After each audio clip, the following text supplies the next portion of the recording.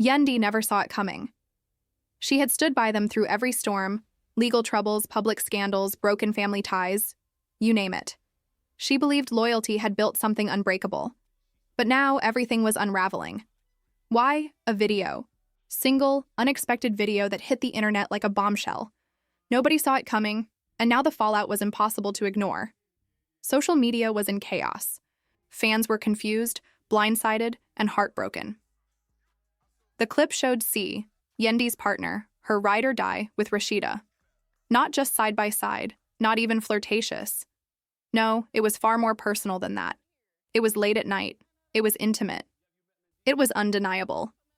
And this Rasheeda? Not just anyone. She was Yandy's longtime confidant, her sister in everything but blood. The same Rasheeda who had faced criticism in the spotlight and always leaned on Yandy for support. So when Yandy saw the footage, her reaction was immediate. She did not ask questions. She did not scream. She packed her bags and walked straight into her lawyer's office. But the questions came flooding in later. How did the video even get out? Was it a slip-up, or was someone trying to expose them? On purpose? And more importantly, why was C with Rasheeda at all? Was this a one-time mistake, or something deeper? The air felt heavier now. The room colder, Yandy stood still, as if time had frozen around her. Her heart pounded in her chest while her fingers shook, but she refused to cry, not here, not in front of them. Her eyes locked onto C, the man who had once promised forever. The father of her children, the one who had made her believe they were a team, and now he was standing there speechless. "Mendy," she said, her voice steady but dangerously calm. "What is this? Some twisted misunderstanding? Or is it exactly what it looks like?" He opened his mouth, but nothing came out. He glanced at Rasheeda, who stood in the corner with her arms crossed, no longer composed. Guilt clung to her face, like a shadow. Then Rasheeda stepped forward. "Yandy, please, let me explain." But Yandy stepped back, drawing an invisible line between them. Her eyes burned. Her voice cracked, but it was sharp, unwavering. "Do not feed me more lies. That video, it speaks louder than any of your explanations. I trusted you both, and you betrayed me." Rasheeda tried to say something, anything, but Yandy cut her off mid-sentence. "I am done. That video tells me everything I need to know. Whether you regret it or not changes nothing." C rubbed his face with a trembling hand, clearly unraveling. Yandy's pain was written all over her, and he could feel every ounce of it. "Yandy, I never wanted you to find out like this. I swear, I was going to tell you." But the words died in his throat, because deep down, even he did not know what to say. What excuse could make this right? What truth could clean up the mess? And in that silence, Yandy had her answer. Yandy's mind was spinning, her thoughts colliding like waves in a storm. The room around her blurred. Mendy's voice faded into the background, barely a hum against the thunder of her own heartbreak. That video, the image of him and Rasheeda, kept replaying in her head, tearing at her from the inside. It felt like betrayal on every level, not just from him, but from her too. Rasheeda, the one she had confided in, the woman who knew her fears, her dreams, her family stories. They had sat together through life's highs and lows. And now, Yandy was questioning whether any of it had been real. Was Rasheeda part of this the entire time? Had she been hiding something behind that friendly smile? And what about Kirk? Was he in the dark like her, or was this a carefully guarded secret kept from them both? The silence in the room stretched, thick and uncomfortable. When Mendy finally spoke, his voice came with urgency, trembling at the edges. "Yandy, this is not what you think it is. You have to believe me. Rasheeda and... No!" Her voice cut through his like a blade. Sharp, cold, final. No more lies. No more rehearsed apologies. She shook her head, eyes narrowing. "I cannot believe you of all people did this. You, Mendy." Her words landed hard, each sentence a punch to the chest, each syllable laced with disbelief. Mendy stepped toward her, desperation written all over his face. Yandy, please, let me explain. Just hear me out. Oh, I am listening, she snapped, her voice rising, raw with emotion. So go on. Explain it to me. Explain how you ended up in that video. With Rasheeda. Tell me how long you have been playing me like a fool. I told you the truth, Mendy shot back, his voice rising with frustration. It's not what it looks like. That video, it doesn't show the full story. Yandy scoffed, blinking, away the sting of tears. What full story, Mendy? Because from where I'm standing, I have already seen more than enough. Rasheeda stepped forward then, voice barely above a whisper. Yandy, I swear, it was not supposed to happen like that. It was a mistake. Yandy laughed bitterly. A mistake? She echoed, her eyes sharp with fury. You call that a mistake? What exactly was the mistake? Being together or getting caught? Rasheeda winced. It was a private moment, she said haltingly. It wasn't meant to be seen. Yandy's expression hardened. Private? Really? And yet here we are, broadcast. For the world to see. Somehow your little private moment ended up on the internet. What do you want me to believe? That it just slipped out by accident? She shook her head, her voice thick with pain. I do not even know who is worse. Right now, you for doing it or me for trusting either of you. Mendy opened his mouth again, but Yandy raised a hand. She had heard enough. Her heart was breaking, but she would not stand there and let them trample over it again. She turned toward the door. As her hand wrapped around the knob, Mendy called. Out, his voice cracking. Please, Yandy, don't walk out like this. Let me fix it. I can explain. But the only answer he got was the slam of the door. And silence. Yandy kept walking, not daring to look back. Staying in that house meant pretending things were fixable, and she was done pretending. She had nothing left to give. Her voice wavered as she whispered to herself, I do not think I can do this anymore. I cannot keep acting like this pain is normal.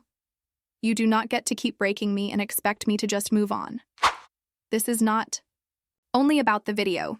It is about everything. And with that, she walked into the unknown, without promises, without closure, but with the quiet strength of someone who finally chose herself. The line had gone quiet, completely still. On the other end, he could not find the words. For once, Mendeecees, usually so quick with comebacks, with explanations, was speechless. He felt it now, the weight of what he had done pressing down hard, finally sinking. And Yandy's words were not just sharp, they were devastating.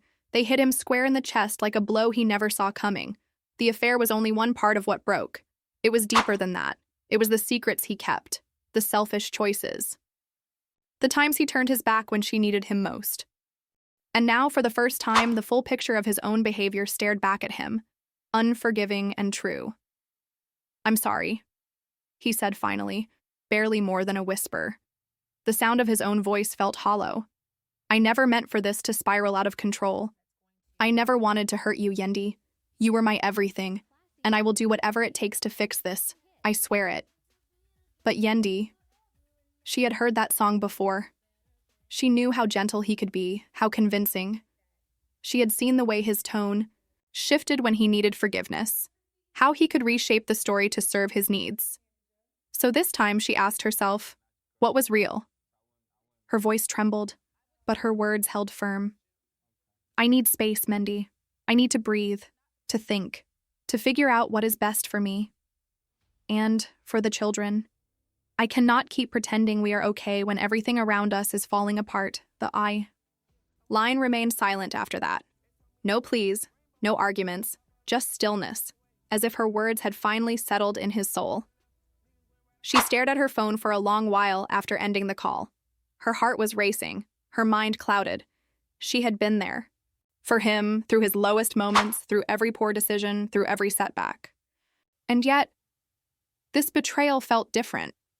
This cut deeper. But before she could untangle her thoughts, there was a knock at the door. It startled her. She wasn't expecting anyone. Tasha stood there, her sister's face full of concern. Are you all right? she asked softly, studying Yendy's expression. Yendy didn't answer right away. The weight of the moment was too heavy to lift. Her lips parted, but only a long sigh came out. "I don't know anymore, Tasha," she said quietly. "Honestly, I just don't know." Tasha sat beside her, gently taking her hand. "It is okay not to know," she said. "You are going through something incredibly painful right now. But I need you to hear this. You deserve more than what you have been given. You are more than this heartbreak. You are strong, Yendy." Tears welled up in Yendy's eyes. "But I love him, Tasha. I do. And I do not know if I can just walk away from him. I don't know if I can let go." Tasha squeezed her hand, her voice steady. "Sometimes love means letting go, especially when staying is hurting you more than leaving ever could. You are allowed to want peace. You are allowed to choose yourself." And in that silence that followed, Yendy let the words settle into her bones. Maybe, for the first time, it was not about holding things together. Maybe it was about knowing when to stop. Meanwhile, Mendy was pacing in the living room like a man who had lost his anchor. His thoughts were in shambles. His fingers ran through his hair as if trying to fix something that could not be undone. She was gone. Not physically, but in all the ways that mattered, she was no longer his. The woman he had promised to protect had walked away, and he knew it was his doing. He reached for his phone, hands trembling, dialed her number, prayed she would pick up. But the call went unanswered. Then, a voicemail. His heart raced as he stared at the notification. For a moment, he hesitated, then finally, he pressed play. Her voice came through, soft, but soaked in sorrow. "Hey, Mendy," she began. "I don't know where this will leave us, but there's something I need you to understand. I gave you everything, all of me. But now, I have to give something to myself. I don't know if I can keep trying with you. I need time. I need space. Please respect that." Her words didn't just sting. They shattered something inside him. She was not just angry anymore. She was done. Days passed, but her decision lingered like a storm cloud over everything. It was not an easy choice. Yendy still longed for his voice sometimes. She missed the man she once believed in, but she knew, no matter how much she loved him, she could not return to the version of him that broke her. The betrayal, the lies, the video. It had all piled up too high. Mendy, on the other hand, was a mess of regrets. He was not just sorry, he was desperate. Desperate to prove that he could change, that it was not too late. But maybe, just maybe, it already was. He wanted so badly to be the man she deserved, to rewrite the ending, to undo the pain, but deep down, a quiet fear haunted him. What if she was already gone for good? It was not just the silence that worried him. It was the stillness, the absence of her energy in his life. The way her voice, once the first thing he heard in the morning and the last sound at night, had vanished entirely. He found himself listening for her laughter in old voicemails, replaying memories in his mind like they were scenes from a movie that no longer belonged to him. It was no longer just quiet.